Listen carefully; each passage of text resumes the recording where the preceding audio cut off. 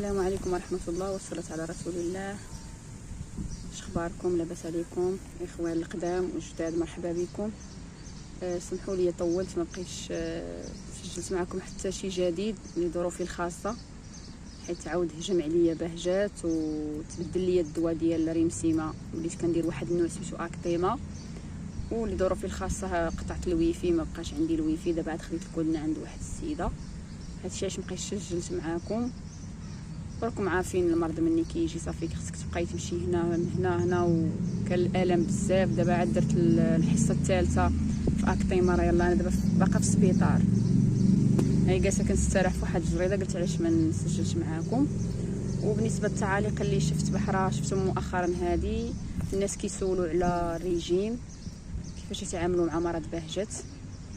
الريجيم هو ما تاكلوش المعلبات والحليب ومشتقاته، اللحوم الحمراء، الاجبان اللي كتكون كدار في البيتزا، والاجبان كلها اللي كتكون قاصحه ممنوعه علينا.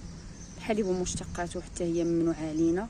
ناكلوا ماكله طبيعيه، ماكله الدار تكون طبيعيه، الخبز يكون بالخميره ديال البلديه، الانسان يدير سبور، الانسان يبعد على ستريس، حيت حنا ملي كنتعصبوا هنا فين كتجينا الهجمه. انا مزوقه فيكم بعد على اللحم، حيت كليتو هاد المره في العيد، راه دار ليا حاله نفخ ليا رجلي، مابقيتش قادره نتمشى. هادشي علاش مابقيتش كنسجل معاكم، وسمحوا لي بزاف والله، ما كرهتش. اليوم جابتها الظروف، قلت غنجلس نسجل معاكم حيت انا مياكت على القناه. راه شوفوا حتى الصحه ديالي ما بقيتش كيف ما كنت.